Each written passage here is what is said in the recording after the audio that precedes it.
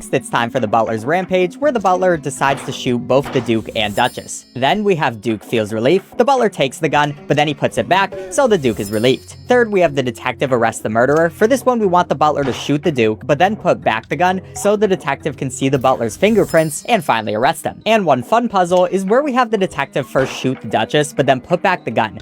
And the Duke has to admire the gun, so the fingerprints change, and the detective sees the Duke's fingerprints and thinks he did the murder instead of the butler. Time for some more new characters with the Knight and the Baron, where they're just rivals. So at first, we're gonna set it up where the Baron's gonna kill the Knight, the Knight's ghost will kill the Baron, they both get revived, and they kill each other again, so it's 4 deaths. After that, we're gonna have the Baron do some kidnapping on the Queen, but the Knight lets her out, and because of that, they get married. Next up, we need everyone to sit on the throne, so first the Queen can, only for the Baron to kill her. After that, the Knight becomes king, the Baron kills him, and finally, the Baron's on the throne. Then we have a very interesting one, where we want the Baron to kidnap the Queen, but then he puts on a dragon costume, lets her out, and then she marries him in the dragon costume. A very interesting end to that. And for chapter 8, we're back to the butler. We now have a new scene where someone can witness what's happening in the ballroom, and with that, the detective finds out that the butler killed the Duke. Then we need the Duke to fire the butler, so we'll have him witnessing the butler in the ballroom just with the gun. We'll wait for the butler to put back the gun before he finally does his firing. And next up, it's time for some revenge, where the butler takes the gun.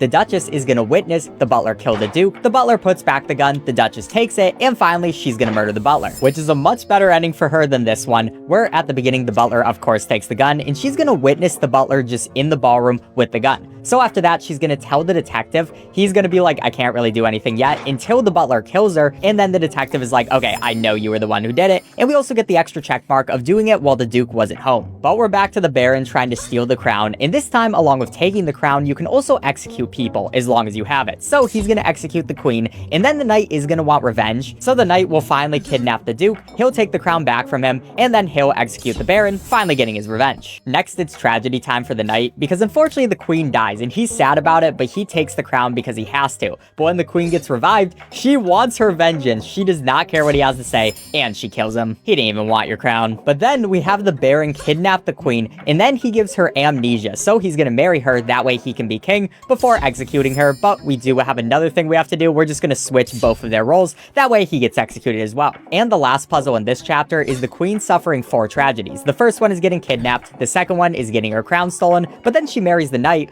only for the Baron to kill both her husband and herself, so that's all 4 of the tragedies. Now the game's gonna introduce the king, and for this first one, we want them to fight. They'll both get amnesia, they'll fall in love again, and then again, they'll fight, so it's a toxic love affair. After that, we're gonna have the Queen catching the king and the maid in an affair, so she decides to execute the maid, while the king executes the Queen to get his revenge. Then we want rags to royalty, where again, the king and the maid are gonna have an affair, which the Queen sees, so she kidnaps the maid, only for the king to find the maid, and because of that, he'll execute the Queen, and finally marry the maid, so she's royal. Now the Baron's back to stealing the crown, so we'll start out with him murdering the Queen, so the king and the maid can get married, then he's gonna murder the king, that way he can get married to the maid, and then finally he's also going to murder the maid. He will absolutely stop at nothing, and that brings us to monsters, where Bernard will turn into a werewolf at a full moon, so he'll fall in love with Juliet, turn into a werewolf, and then kill her. After that, he turns back to human, realize what he did, and so he'll drink some poison.